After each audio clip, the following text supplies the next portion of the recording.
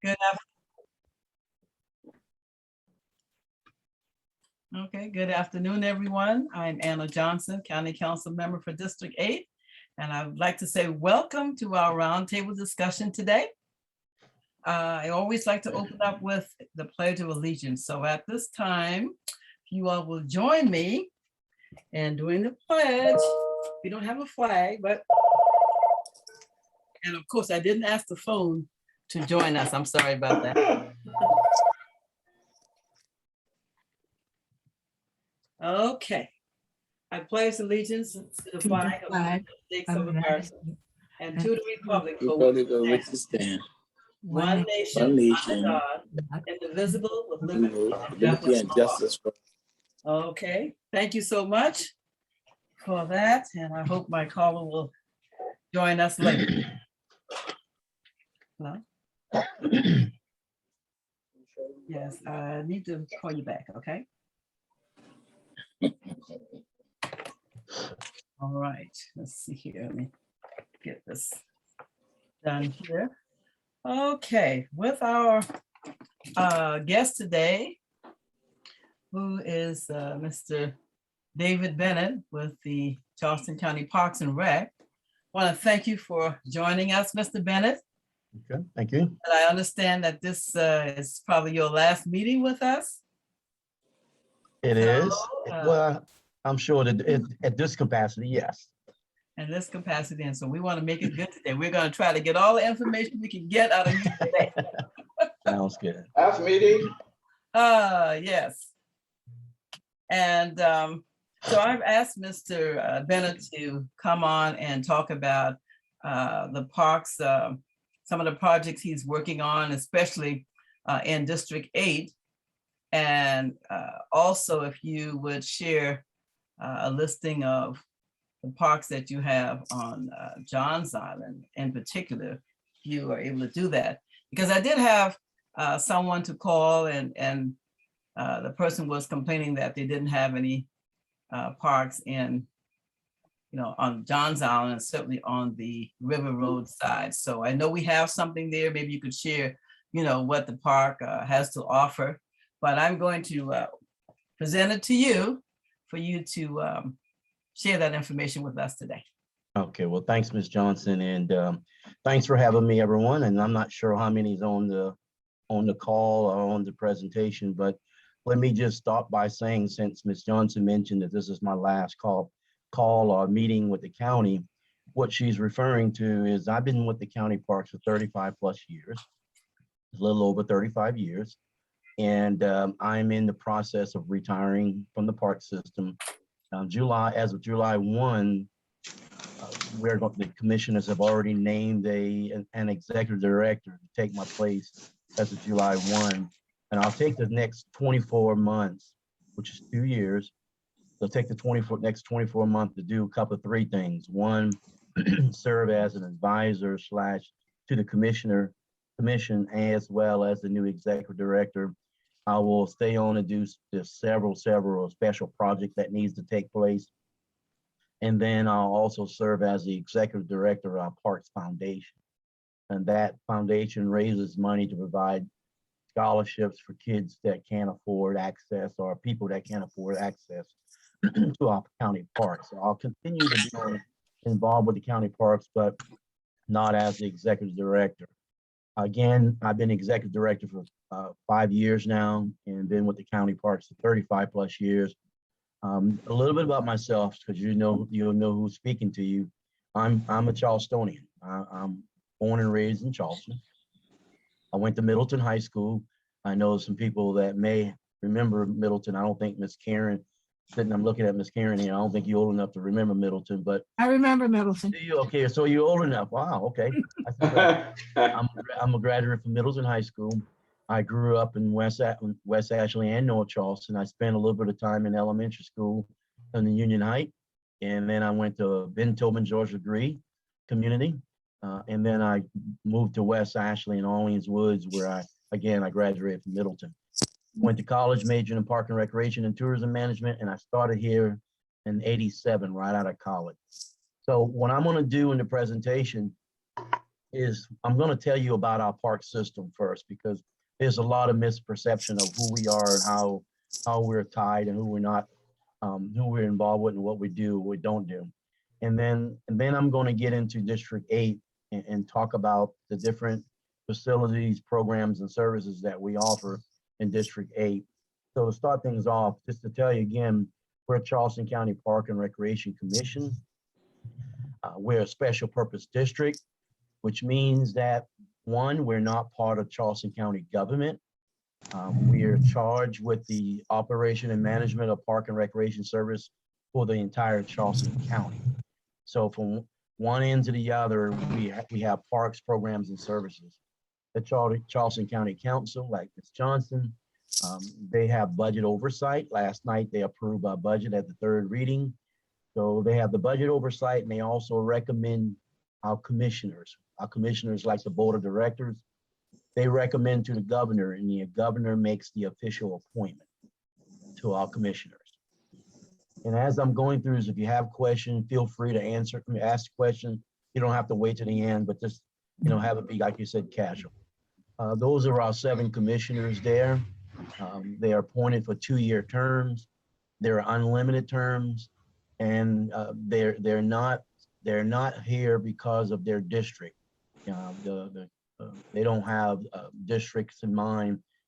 We do have people spread out throughout Charleston County, and I'm sure you're familiar with some of the names and faces there. Our mission, I'm a nerd to our parks mission and vision. That's how I lead. Our mission is very simple and clear, and we're here to improve the quality of life by offering a diverse system of park facilities, programs, and services. So that's a big, broad mission. The zero sum in our vision. This vision I created when I became the executive director with our leadership staff, and it points to where we want to continue to strive towards. So there's 5 points that I'd like to share with you, and if you have any questions as we go through it, again, ask questions. We're a little bit of bragging as well. I mean, I'm very fond of what we do, but we're here to be distinguished as a nationally accredited organization. And what we do there is we're part of the National Park and Recreation Association. There are tens of thousands of organizations in Charleston. I mean, in the nation, in the country, and there's less than 10% that's nationally accredited. And a little bit of bragging again. There's about 140 something accreditation areas that we have to become accredited, and less than 3% of that 10% ever scored a perfect score, and we've scored twice in a row now. So we're proud that we're nationally accredited, not only hitting the industry standard, we're exceeding industry standards as we're scoring perfect scores. The second one is financially sustainable.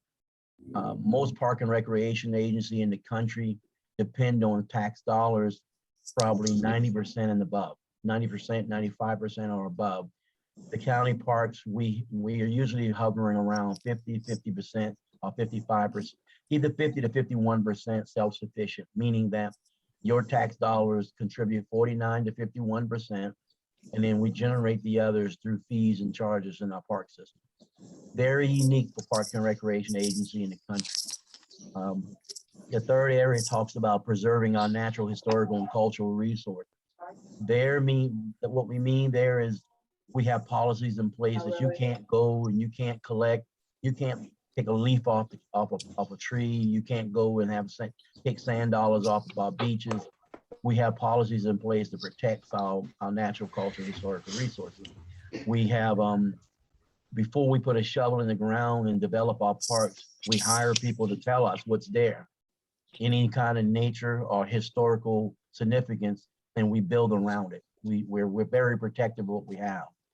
What the fourth point is, we offer clean, safe, and exceptional visitor experience.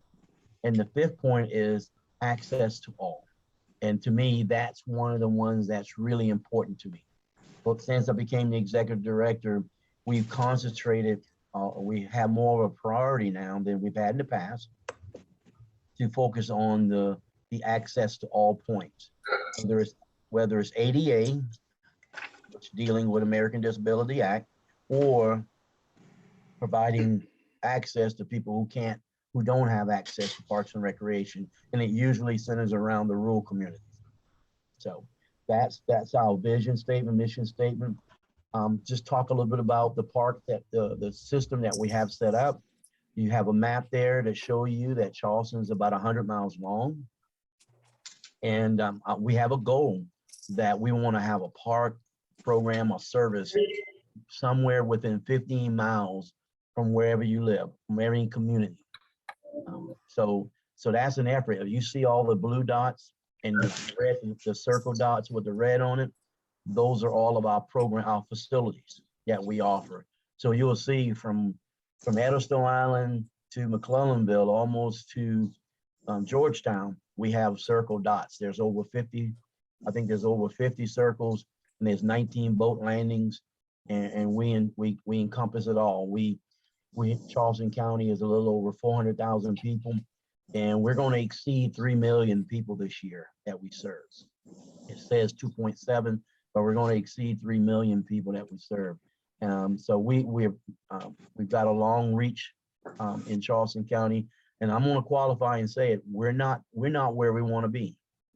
So we understand that there's holes, and we understand that there a whole lot more room in our glass to be full, but we're striving towards access to all.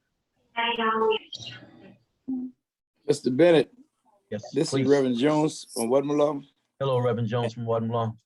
Yes, sir, and I heard you talk about the boat landing, and I've got some problem with our boat landing on Rockville, where it's been unpaved for the last 20 years, I guess, and you have new boat landing that are being paved, and when we go down with our cars and our boats, I mean, we're breaking it up with all the holes in it. When are we going to get something done on Wadmalaw for our boat landing? Thank you. Wadmalaw? Yes, sir. This is you talking about oh my, Cherry Point boat landing. Cherry Point boat landing. And I'm noting your question, and what I'd like to do is get your contact information, and I'll let you know where it stands or where it lines up. You know, we did prioritize the boat landing there in Cherry Point. We did not. We invested some money recently in Cherry Point, and to provide access to all. Can we get everybody to turn their mute button on, just in case, because I know there's some feedback. But my point is, we did make an investment in Cherry Point just recently, in the last couple of years. And you're right, that facility needs a pavement, and it's not a question. What we did is we decided we were going to throw a wider net and attract more people to boat landing than just people who have boat. So we built a fishing dock, and we did a couple of things else where we did a fishing dock so we can provide access to kids or adults that want to come to that boat landing that don't have a boat. So I think the next thing would be is to provide by paving. But you're right, that facility, it is one of our nicest boat landings. It's a beautiful boat landing. Matter of fact, I live in Wadmalaw, and less than 2 miles away, I mean I can get there. So you're right, it needs work, but it's a beautiful facility. I live on Wadmalaw.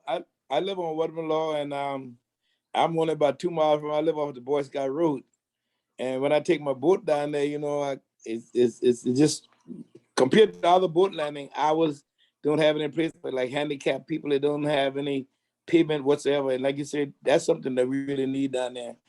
Not only for the people with the wharf, I appreciate the fishing pier and all that you got down there, but for the boats and the money that you put in it, we need better pavement for that to drive our boats in there. And that just my take on it. No, I think it's not. No, I think you're absolutely right. We need to pave that facility. What we did is when we had the money to reallocate some funding there, we decided, you know, pavement versus providing more access to different people, and that's what we did. And you're right, we need to have it paved, but we went ahead and I think we totally renovated the boat ramps and gave it an uplift, and then we built that. So you're right, we need to add it to our list. And trust me, we have more on our list than we can accomplish, but I'm noting that the fact that we need to get it done. You're right. So those are the list of, those are what we do. Thank you. You're welcome. Thank you, sir. Appreciate it. And I'm not trying to discount it, because I agree with you. And to be honest, I would like to pave all of the 19 boat landings and get it all done. but you know, we're public and we've got to use the dollars that we have and reprioritize it. We just, you know, I was part of the decision making and saying that pave or put a boat or put some fishing docks out there where people could. We did the same thing in Salt Agree too. We put a boat fishing dock versus paving. So, but we'll make sure we try to prioritize it for the future. All right. Mr. Bennett, Yes, ma'am. this is Mrs. Jones. Thanks, Mrs. Reverend Jones. How are Jones's you? wife. Yes, I'm ma'am. good, sir. Thank you so much. I Mhm. hear about the pavement of the boat landing, Yes, ma'am. and also it's a beautiful picnic area. So my greatest concern over the years as taxpayers, why haven't we been fulfilled with maybe like picnic tables, couple of grills, and possibly a bathroom? Now I understand that we have people who love to go boating. That's not a problem. But we also, as taxpayers, we sometimes need a place of rest. So why aren't there like picnic tables and a couple of grills, and basically most definitely need bathrooms? Thank you so much. Yeah, good question. And if we could, we would to put the bathrooms out there. I would say that Cherry Point and the boat landings, they're difficult for us. And here's why. It's a different setup. The boat landings, most of the boat landings were donated to Charleston County by someone who owned it. They donated it, and they donated like Cherry Point. They said, if you read the documentation, it said if you use Cherry Point other in any way except for a boat landing, it's a slippery slope. Even putting the fishing dock out there, even putting the fishing dock out there was a slippery slope. He said if you use Cherry Point out there, as a outside of a boat landing, the land could be reverted back to the family. They have these very restrict deeds on every one of the boat landings, and all read differently. So we have to handle them differently. But I'm not saying that we can't put picnic tables. I think it's a great idea because it's probably the only boat landing that has that grass that right next door to the boat landing itself can lend itself to a wonderful passive recreation complex area. But again, it says specifically if you use it outside of a boat landing, there's a chance. It didn't say it will, but it said it could be reverted back to the family. So whoever the gentleman or the family who gave it to us made a strict deed restriction and said that you can't expand it into a totally outdoor recreation. So we've had that common question for years, and there's a path there that someone uses regularly, and I think they just kind of use it free for all. But as soon as we start doing what you're suggesting, I think we're down a slippery slope that we may lose it altogether for public access. But that's not a no, but I'm just saying those are things that's written in those deeds that we got to be careful of. We did have one more question from Please. Fred Palm, and he may have to clarify it. He is talking about the Edisto Island Park. That's a future park. Yes. And he's asking about if hiking trails and parking and portable toilets and an initiative focused on attracting bicyclists can happen. I don't know if y'all take feedback when y'all start planning the park or how that works. Absolutely. That's one of the things that we do. We do not plan or finish a master plan unless we have public input. We're not going to develop a master plan looking internally. It has to be the public involvement. Now, I'm gonna have a slide that speaks to that facility further down the road. If we could pause there, and I'll come back to it when we get to it, then we'll speak to what we have planned, and then we can talk about what the possibilities are. But so I hope, Ms. Jones, I answered your question. I don't know if it's a satisfactory answer, but kind of those are kind of the slippery slope that we deal with. So I'm gonna breeze through this real quickly. I talked about the budget. You know, we have about a 48. Right now it's $38 million, and right now this is low dated. Right now it's 51% of the dollars that on our budget. 19 plus we generate. The other 17 plus comes from the tax dollars. Here are the areas that I have slides for: the Edisto, the Hollywood Young, the Adams Run, the James Island, the Johns Island, the Meggett, and the Ravenel area. So those are the map right there. You have stars. And Ms. Johnson has a pretty big district there with a lot of activity going on. So I'll attempt to walk through each one of those areas, and then you stop me as I continue and make sure I answer your question. So going to Edisto, that was asked earlier. Before I get to the county park, the future county park, there's a facility and I'm not taking credit here because there's a local group, Pastor Morrison would know, there's a local group of really good and organized citizens in the community have said, we're tired of waiting on the county parks. We're tired of waiting on everyone.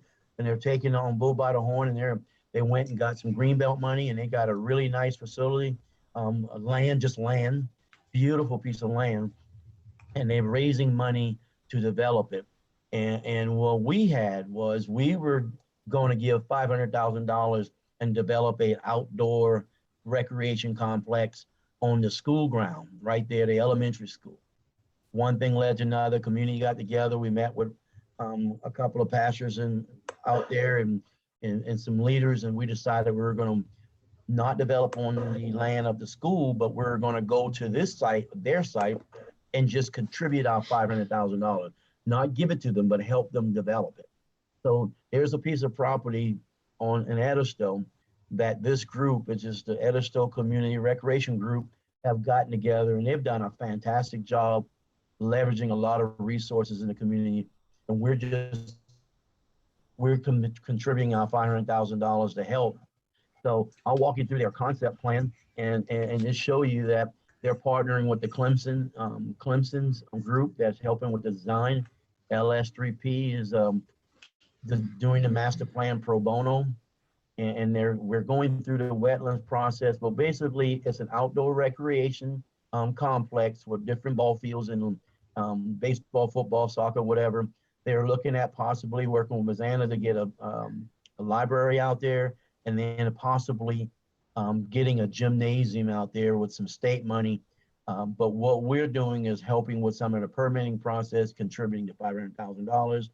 They're writing for the grant for the state and trying to pull all those resources and efforts all together and try to develop this recreation complex on that piece of property. It should be beautiful when they do, but they deserve the credit there.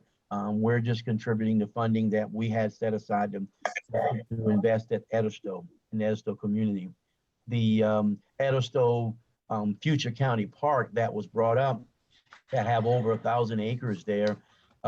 We have just what the gentleman mentioned. I don't think we have any plans for bike trail as far as paved bike trail, but we have a lot of non-paved trails, 3 to 5 miles worth of walking, and I guess you could ride it, but it's not paved.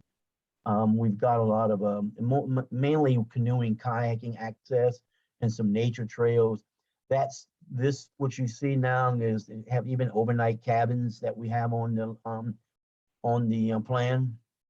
But when you look at this, and if you look at this plan, this was so long ago, we wouldn't even consider using this plan. Well, and the people who lived in Edisto at the time may or may not live in Edisto. This was brought up probably 15 years ago or plus. So what we would do is we would get back, once we start looking at the development of this piece of property, we would get back with the community and ask the community and have a number of public meetings and ask them, do they start with this plan? Do you like this plan? What do you like about it? What do you want to change? And we would get the input. There's so many conservation easement on this property that probably would prevent a lot of paving. But at the same time, we would have to explore those options. But we do have a conceptual master plan out there. The timing of this facility, I don't know. Just like any other undeveloped property, we just it all depends on funding. But we do have the property set aside for future building. Mr. Bennett, how did you all acquire this piece of property? Was that through the county purchase? I believe this was done through one of those half-cent sales tax. Oh, okay. I believe it was done, this way back So when. the county actually purchased the property. It's not something that you all purchased. no matter with the half-cent sales tax, we got, you know, X amount of percentage with the half-cent sales, and the dollars came to us, and we facilitate the purchase of it. Okay, Yeah, this is not one of the Greenbelt way. We leverage our percentage of the half-cent. okay, and so is this the only other piece of property you have on Edisto for a park? Yes, this is the only one. Besides the one Or- that's being worked on with the Greenbelt? Those are the only two. Okay, Now we're providing recreational opportunities at the Schroeder Middle School, which is not on Edisto, but it is within 15 miles, you know. okay. And are you doing anything at Jane Edwards? At Jane Edwards, yes, we're running programs on a regular basis from the Schroeder Middle School to Baptist Skill and to Jane Edwards. We also are running our the portable pool at Jane Edwards, and we're seeing about 100, I don't know how many kids, about 75 kids, and we're doing swim lessons out there, and we're running programs and activities. We do have a little bit of busting of kids if need to be from point A to point B, but most of our recreational activity is based at Schroeder, most of it. Okay, and the same thing about Wadmalaw. Are you offering any programs, anything else other than the boat landing there? No, ma'am. Wadmalaw right now, the only thing we're offering at Wadmalaw is the boat landing. But again, the goal for us in our mission and our restriction is we're not a community neighborhood. We do regional parks. So within 15 miles, we consider providing within 15 miles, we're considering that facility or that programs and services is for everyone and within that 15 miles. So in Wadmalaw, we have the boat landing, but less than 15 miles, we built a recreation complex on Hot Gap, and I'll show that in a minute. I've got a slide to show you what was there. We feel like that is for Wadmalaw people as well. We're trying to leverage having access to the school property, where we go onto the school property because they have that elementary school there with a beautiful playground and a beautiful basketball court. But when the bell rings, that place gets locked up and it's not accessible to the school. We're trying to leverage an opportunity where we can have staff that will allow and open that facility up for the residents to be able to walk and exercise, and kids can play on the playground and play basketball. We hadn't been able to, crack that nut yet, but we're still working on it. Okay, thank you. The Hollywood area, just switching over to the Mr. Hollywood Bennett, area. this is Ms. Jones again. Can you hear Hey, me? Ms. Jones. Yes, ma'am. Well, I heard you made the comment about whatever the recreational was built at Hot Gap Middle School, but we are residents on Wadmalaw Island. And my concern is, and my question is, why is it that everything has to go past Wadmalaw instead of on Wadmalaw Island? Thank you, sir. Well, I don't think that's the case, but that's been the case so far. Now, let me back up. And now we did, and I'm not throwing any mud at all. We just recently, I live in Wadmalaw, and I'm on the community committee, the Wadmalaw Community Committee. So I'm concerned about Wadmalaw too. And there's a grant that the county park gives every year. And we give about between $40,000 and $60,000 grant. And what we do is we give it to the rural community in pockets, just like Wadmalaw. We give it in pockets. The first pocket we gave in 10 Mile. 10 Mile, we totally built a brand new little small complex. It's beautiful with playground equipment and having access for the kids and the family to hang out and picnic table and all. We did that. We did it also in All agree? we did it in Saul Legree. We went to St. James Santee and did it again. And then we rotated it and we attempted to do it in Wadmalaw. What we saw, we have a staff member that is on Johns Island. His name is David Campbell. And he told us about that community center that's there on Wadmalaw. And since I'm on the board now, our committee, we have our meetings there at the community center in Wadmalaw, and I saw the playground there, and I thought that would be a very good central location to refurbish their playground, to have an attractive picnic center, and put some walking trails for some seniors. I see the seniors walking up down that road. I don't think that's safe. So we could have planned a very nice, a little small recreation complex. And we approached the community center and said, would you consider applying for this grant? And to be honest, it probably would have landed right in Wadmalaw, because it was kind of rotating, and it was time for Wadmalaw to get a piece. And we were told that Wadmalaw was going a different direction and wasn't interested in the grant. And I'm So glad you mentioned that, because that's something that I was asking you to do, because I knew that Wadmalaw did not have Ms. a Johnson playground asked me, out there. So I'm glad that you are explaining that, you have attempted to do this at the center. and it's not Excuse me again, this is Reverend Jones. Listen, you're talking about the Land Planning Committee on Wadmalaw, which consists of people that are biased, that been set up since 1987 with no addendum to making changes. And it's a handful of people. You on that committee, then that group is just a biased group. They don't think we need anything on Wadmalaw, because they think that if we get it, that Wadmalaw is not going to be developed. Well, I don't care about development. I was on that committee also. I came up because the people who are on the committee is not from Wadmalaw, and they're trying to change everything about Wadmalaw. They're a bunch of biased people. I did not go to land grant. If you look up the history of that, the land grant committee cannot make decisions for everybody on Wadmalaw. They have a meeting every second Tuesday, and they got their little group that come in there together. Now, I used to be on the board. I came off the board because they said to me, if we don't like the way Wadmalaw run, we need to move. And they're the one that came on Wadmalaw. We've been living on Wadmalaw all our lives. So to keep my minister status and to make sure I'm still a preacher tomorrow, I said, let me get out of this here, because these people are biased. That's all it is. And they are not speaking for the whole of Wadmalaw. They only speak for the handful of people that come to your meeting. And it's not no more than maybe 15 or 20 people that come to that meeting. And I know I'm correct about that. Thank you, sir. Thank you, sir. And I appreciate it. The reason why I joined it, because I wanted to see a change as well. I'm not from Wadmalaw. I live in that community, and I saw a need. So I got on the committee just to be a part of the Wadmalaw Community Center Committee. And that committee was trying to make that community center accessible to all and nicer. And that's why I got on the committee. But again, I was told it wasn't the committee. I mean, the board that told me, or the committee that told me that. It was a different, as an individual told me they just were looking in a different direction. But let me just say that the grant is done every year.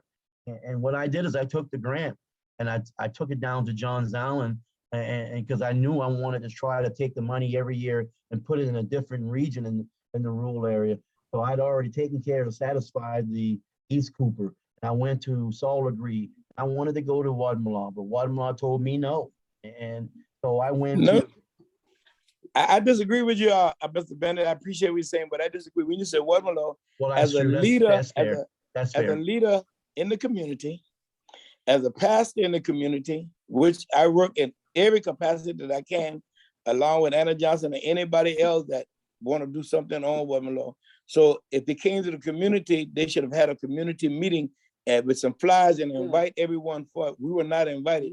And my church is just before you get to the community center on Maybank Highway, right down the street. So you know where the round church, that's where I'm at, where I pastor at. And I've got 300 and something members. So if they're to say something and the community center cannot hold it, we've got a big old building right there next door that we can hold the community center and anybody else that want to come in. Well, Pastor, I stand corrected. You are absolutely correct. The community, Wadmalaw didn't tell me no. An individual told me no, and that person is responsible for the community center, and that's what I was told. So maybe I should have pushed it more, but I did not. And so I took the money and said I was frustrated and disappointed. Almost like what you said, you just got up and packed up and left. And that's kind of what I did with the grant. I just dusted my hand off and moved and went away. Well, what you need to do, I'll give you my information, or you can get Yes, it from Anna Johnson and we can talk. And I can call a meeting and get the community. I think that one person, because the community center was built back in 85, somewhere around there. We have built it. And I used to go to communities and they don't have a whole lot of stuff. The community center need to be updated. And so they're not for me because we built the fellowship hall and they think that we are taking from them, but we're not. My thing was I needed something for my people. And that's why we did it. But they don't consult us because I don't agree with everything that they do. If it's wrong, I'm not going to agree. It's got to be not for one person, but it should benefit everybody and on Waterman law, not just black or white, but everybody. Right. And Well, I think that when one person make a decision for the whole island, that's not right. Well, maybe Well, that's, I have to, let me just interrupt just for a minute to say, Mr. Bennett went to the leadership who is in control of the land and the building at the Waterman Law Center. He didn't just go to any person. So he did go to the leadership, but now the leadership didn't see the need to present it to anybody else. And Reverend Jones, just like you said, I mean, he could talk to you about it or have a public meeting. If you have a public meeting and you have some other place that you have control over to say that, well, we want to have something on this piece of land. But I have to agree with Mr. Bennett when he said he went to the leadership, who was the person who's in control of operating the grounds and the building. Why wasn't this a community meeting? Did you have to go to just that one person? Don't you think it should have been a community meeting and it should have been brought up on Community an center. agenda? It was at the community center. So it should have been placed on an agenda. yeah, At I the community didn't center. bring it up at the meeting. I was, again, I'm new to the community. I was told to contact the Okay. person who manages and operate and has full control of the facility. To Okay. contact that individual and have that person say, yes, they want to do the grant. And I was going to physically write the grant and physically walk it through where the Wow. community was going to get it. And again, when I was told no, I was totally shocked and floored. And then I called the chair of that committee and said, listen, I was just ran into a roadblock. Wow. We only have 3 days left for the application. So I'm, if the answer is no, I'm moving on because I know there's plenty of people would take a free money because it wasn't any matching funds. It was strictly free money. We put the matching fund up. There's a 20% matching. We put the matching fund up. So the community the only sticking point for that grant was that they had to have it accessible to the public, that it can't be a private organization using it. That was the only restrictions. Other than that, Wow. there's another round coming up next year that could happen and we could take a different approach. But that's the answer. Whether I was wrong or not, that's how it happened. No, we're not blaming you. We're not blaming I know you. that. I know. For a person in the community would include the community because it's not one person don't own that property. It's community owned. Yeah. And the community should have a decision in there. Even if I didn't go there, I would make a decision for the best use of it for our children. Our children don't have any place to go unless they go on Johns Island whatsoever. And I think that we could have utilized that. And I think Ms. Johnson mentioned something about that to me. The money was offered, somebody turned it down, but it should have been the community, all the community, black and white, to make that decision, even though she was the head of that community center. If they didn't want it, that's fine, but we could have used it for something else in our other community. And Ms. Johnson influenced me to go that route. So, I'm in trouble, Ann Johnson. Okay. All right. Okay. Thank you so much, Mr. Bennett. We really appreciate Okay, you. well, we can move on. Thank you, Ms. Thank you, Johnson. Mr. Bennett. Okay. All righty. All So right. I'm gonna keep going, and you guys stop me anytime on the Hollywood area. This is a facility that we built 2 years ago, and up until now there were 0 public pools. This is another one that Ms. Johnson's been working with me over the last year. I think we've had a great relationship. We built this facility because of course, the lack of ability to swim, and the high incidence of drowning in the rural community. And you can see it, I won't read it, but basically it's a nice facility. We had over 150 swim lessons done this summer already. Over 3,500 visitors have come to that place already. And it's an awesome piece of facility that's in that community. And we're gonna do this again in the East Cooper area. We've already began the planning stage of deciding the location and and deciding a master plan on how it's gonna look. But we're gonna build something like this on the East Cooper area and the Allendale, McClellanville area. And Mr. Bennett, I just want to say that one of the roles that the county played with this facility is we helped to bring the water and sewer lines for the library first. And once we did that, then you all were able to tie in. You didn't have to bring it to the site. Ms. Johnson's right. When she brought the water and sewer to the library, we pounced on it because that was going to make it less expensive for us to try to do the same thing. So we tapped into her line and she saved us lots of money. But at the same time, the library and this facility in the town is great synergy, and it's a hub of the community where we can have events and grant, summer activities. And so it's a wonderful facility, and we hope to do the same thing here in Edisto as well. And again, I'll just run through it real quickly. These are the types of programs we're offering in that area. Lots of swim lessons for babies, tots, adults, seniors. We have aquatic classes for the seniors and adults, water aerobics, summer camps that we're offering. We have the portable pool that we'll serve over 500 kids this summer. And we teach these kids, each one of those, they will take the portable pool to Jane Edwards, St. James Santee, and Angel Oakland, Johns Island. And it'll go to the school, and then we'll teach the kids that's at the summer camp at the school. We'll teach the kids how to swim. We'll get an introduction to swim lesson, and that program is fantastic and continue to improve.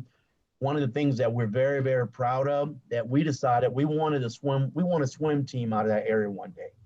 Now we know if the kids can't swim and are afraid of the water, that we're not going to have a swim team. But what we've done in the last 2 years is we got these group of kids, and there's more that just didn't show up, but we formed a club and we introduced them to the water. We taught them how to swim. Each one of these kids that you see right there and some more, they couldn't swim. They were afraid of the water. And what we've done is taken them to swim meets. We exposing them to swim meets, showing them what to expect. And not this summer, but next summer, this team's going to have a swim team.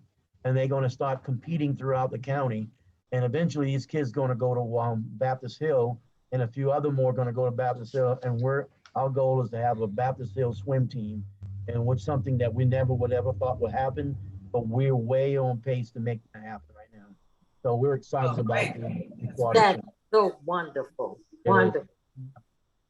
So we're excited about it.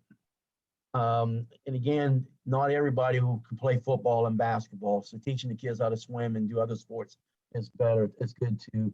So again, in Hollywood, we have the recreation complex that we have the indoor and outdoor gym. This is at Schroeder Middle School that we were talking about, that we try to use this facility to help the kids in the Edisto community have access to it, even providing transportation. But we have an indoor facility right there. It's a really nice gym that we've refurbished. We did the floors, we did the rims, we did the score clock. We're trying to refurbish that facility, and we have like a lease with the school system, but we're running activities all year long, not just basketball. We have a tennis court, a tennis facility complex that we built on the Baptist Hill High School. Again, trying to use the kids to do more than just football and basketball, expanding their horizon, and hopefully we have tennis teams as well. Youth sports, as you can see, the winter, spring, and the summer, spring, summer, and winter activity, and then summer camps in that area. But there's a lot of kids that go through this facility here. I'll show you too. It's just not the gymnasium, but we have access to the offices. We have locker rooms. We have a number of facilities at Schroeder that we use, and the kids and the family check in and check out. And you can see some computer labs. So we're really turning the place into a community center, and it's usually extremely busy. And in the weekends that we have open gym. So it's a facility that we're working with the school district and trying to maximize the taxpayer dollars that's already there. At Adams Run, Willtown, we're working on this facility. It's like Edisto. We invested $500,000 on the Clyburn Center. If you ever been up there in Willtown, the Clyburn Center, the walkway, the driveway, you drive it into that little center, It is really eroded and really rough parking space and so on and so on and so on. So what we're doing is we're paving the driveway and paving the pathway and developing a little complex there, some outdoor shelter, outdoor basketball courts. We've got extra parking space. We've got walking trail that we're putting in the back area. It's going to be a beautiful complex here. I mean, it's not a lot of money. $500,000 won't go a long way, but we're writing a grant that as we speak to try to leverage some of the money that we have. The community is trying to raise some money. So again, as I mentioned to you when I first started, we got a long way to go. We got more to go, but we are making positive steps in the right direction. More than we've ever done before, because we established that one bullet I told you about, access to all. Now we're trying to put our money where our actions are. We want to provide access. We got to go into the community and provide those access. So that's what we're doing. Also, we're on that facility. We got the 40% of the construction document done. We're waiting on permitting with 60% done. By this fall, we hope to have all the permitting done. And by the first of next year, 2023, by the first of next year, we want to start construction. And by the spring, summer, we want to have a ribbon cutting, a groundbreaking, and everybody celebrating that facility is refurbished and it really looks good. James Allen County Park, I won't go over because y'all know what James Allen County Park looks like, but that is in Ms. Johnson district part. I think part of it is. So we wanted to show you that the latest project we have, besides the water park and all, we refurbished and rebuilt this boat landing here. That's on the top of this thing. It used to go directly perpendicular into the roadway, the waterway, and the boats couldn't get by, and all the erosion caused it to look like that. So we tore it down and we built it parallel to the shoreline. And it's a beautiful piece of property there that's still accessible to hopefully people in the Johns Island area as well. James Island also, we have the Mcleod Plantation. I know there's a lot of people say that they don't want to go to a plantation, but I challenge you to go to this plantation. I challenge you to listen to the story. It is a story unlike what you've heard so far. And it almost, you can leave with pride that it's kind of a contribution that the enslaved Africans and African American did and made Charleston #1 import city in the world because of our technology, because of the strength, but the technology that we have. It's a facility that you should consider going to. And we're doing a number of things of trying to get the descendants that join us, and we get going to do something. We're doing a study with the burial in the cemetery, and we're cleaning off the cemetery, and we're discovering lots of information that helps us continue to tell a better story. But Mcleod Plantation is something you should put on your list to try. I know it's a kind of a taboo to consider going to a plantation, but this one, we're doing things that I think is different than most plantations. Johns Island County Park. We have a facility that has over 1,000 acres on Johns Island. Again, we don't build community centers and community parks. We build regional parks. So Johns Island County Park is within 15 miles to anywhere on Johns Island, including Wadmalaw. It's within 15 miles. And that facility used to be an equestrian center. And because it was an equestrian center, when I came in, I said, well, we can't, how many people have horses that's on Johns Island? Very few. So what we've done is we've changed it from an equestrian center to a county park. So we're adding things like walking trail and biking trail, and adding things like on archery, and there's frisbee disc golf, there's shelter rentals now, there's a dog park. So we're going to keep adding until we really get this facility what the Johns Island people want. Again, Johns Island County Park is not just the people who live on Johns Island. It's a regional park set. James Island is not people for James Island. It's a regional park. So we're trying to change this park here to be more like a day park, like James Island or Wanamaker County Park. So we're building there. Again, this is the dog park that we recently just added. And I take my dog out there on a regular basis because, They have little, different activities they can use, you can do out there. They need And- exercise. Yep, exactly. I'm in Watermelon, so we've got lots of land there. I mean, we've got, they can run, but they have activities they can do on the land. On Johns Island, we have Hot Gap Middle. I think we invested almost $800,000 to build a complex there where people can walk on a trail. They can come and play on the playground. I know it's hard when we say it's not for what we didn't build this for Johns Island. We built this for people from Watermelon, Johns Island, anyone who lives on James Island, Johns Island within 15 miles. We feel like this is built for you. I know it's a challenge because once the kids get home, and I know the situation a little bit, that when those kids get home from school, they're not going to have access back to this playground. So that's why we wanted to go back to the community center in Wadmalaw, and we'll get there. With your help, Mr. Jones, Mrs. Jones, or Reverend Jones, we'll get back, we'll circle back again. But that's our effort on Johns Island with that complex. And the last one is Stoner River County Park. It's just when you come across the Stono River right there. We have 39 parking spaces, and we've got miles and miles of walking trail. If you haven't been out here and you're comfortable walking, it is absolutely a beauty. You'll lose where you are. You won't know where you are, and you're walking on this island here that starts here. And when you take that walk, it is absolutely breathtaking. And you have a boardwalk that goes across the marsh and the river. It is fantastic.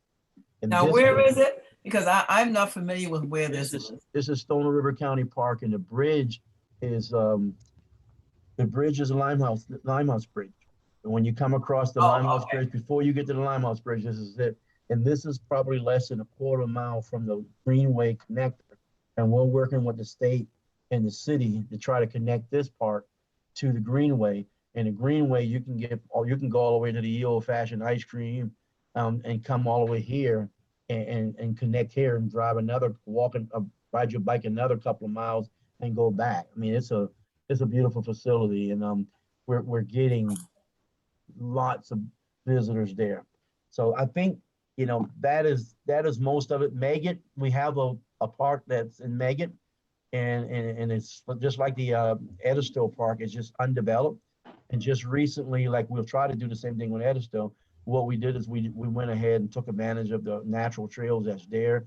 And there's over 5 miles of walking trail. You can park at the trailhead and you can walk that facility and anytime during the day. And then we close it down during the night. But it's not manned or anything like that, but it's undeveloped.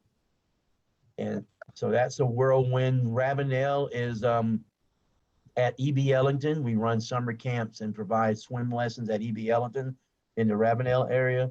And then we have the Kaw Interpreter Center, just where we talk about the history of the African American, and there's rice trunks and the rice fields, and how genius of those enslaved Africans bringing that technology and being able to control inland fresh water and salt water, and how they grew rice, and how they clear the land of cypress trees. Those things are huge.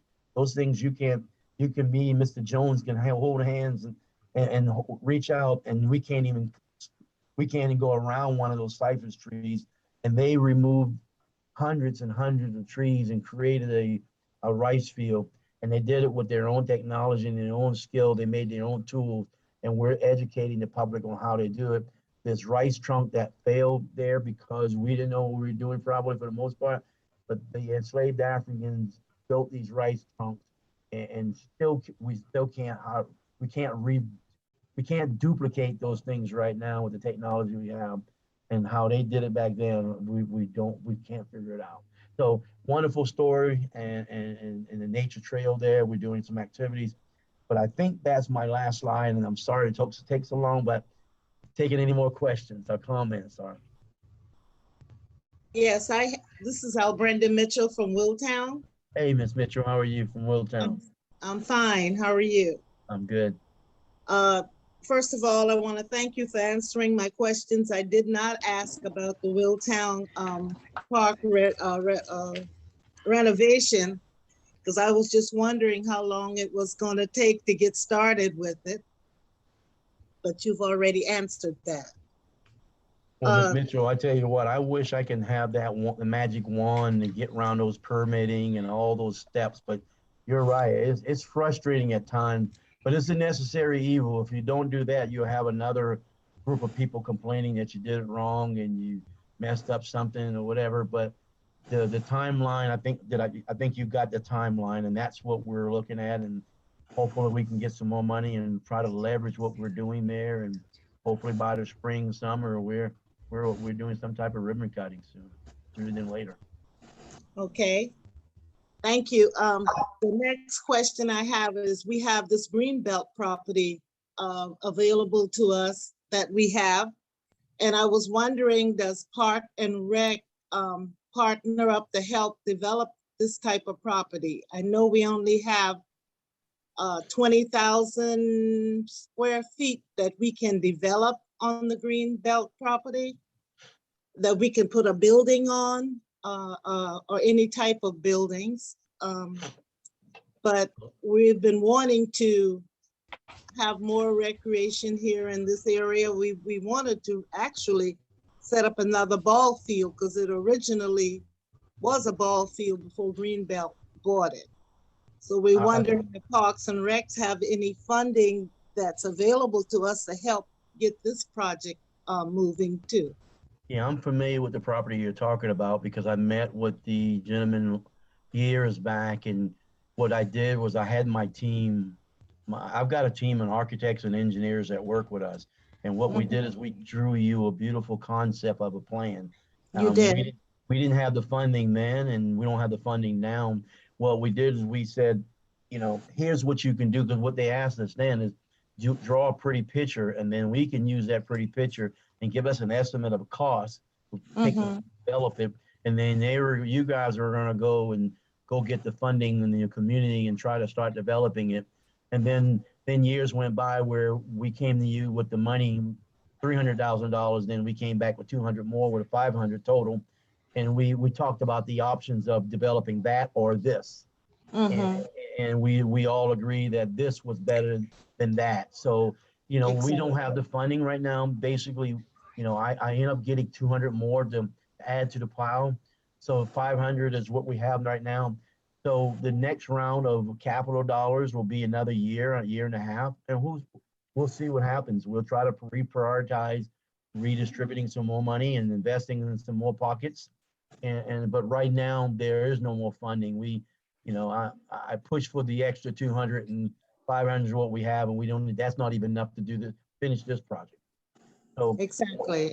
What you need to do is stay in our ear, and we'll keep talking. And when we have more monies available, then we'll understand what we need to you know, execute. Yes, because we actually went to Greenbelt to see if they, you know, had any programs available that we could do this, and then they pushed us towards you guys. Yeah. Because when the property was bought, it wasn't set up for repair, you know, for future repairs. Yes, ma'am. So I guess what I'm getting at is the community prioritized the Clyburn versus the facility you're talking about. So we put all our eggs in that basket to get it done right. okay, I just thought I would ask if there was any more funding out there. Gotcha. Well, let's keep talking. I mean, again, the answer is we don't have it right now, but the future is the future. We'll see what happens there. Right. Okay. We had another question on the chat about what the plan is for the farmer's coop on 17. I'm not sure if that's a park. Charleston County Parks or not. That's a great question. I wish I'd brought it up. So whoever did, thank you for asking. The property, the Farmers Co-op there, I'm not quite sure how many acres. I think it's like 37 acres or something like that. But they have approached us and asked if we would consider the gift. They want to gift it to us, and our mind, we think it's a good gift. We think if we can provide some passive recreation on that property, provide some good canoeing, kayaking opportunities, and provide some other opportunities like events like farmers market type events, things like that. And what we got to do is we're working with that group right now and looking at some of the easement they're trying to put on it and agree on an easement. And then, and after we do that, we've got to go back to our commissioners, and the commissioners already told us, yes, they're interested. So once we do our due diligence of looking at making sure that we can do what we want to do with it, and also the easement's not going to tie our hands too much, then I think the answer is yeah. I don't think we're going to have a problem with it. And what we can have is, another thing is we got to make sure we accept it where it's under our timeline when we develop it, because there's no funding to develop it yet. So we'll just have to accept it with the future. We'll develop it one day, not timeline. But yes, we're excited about that land, and commissioners have to agree first. And I don't see a problem with that. All right, Mr. Bennett. I certainly want to thank you for all the information you shared with us, your mission and goals, and certainly all of the projects that you have worked on and will be working on. And I know that you don't have enough money to do all of it, but you all are definitely trying to stretch to share your money all around in the Charleston County area, and of course in District 8. So I really thank you for that. And the Farmers Co-op, that's the last project I think that's in District 8 that we're working on with the Greenbelt funding.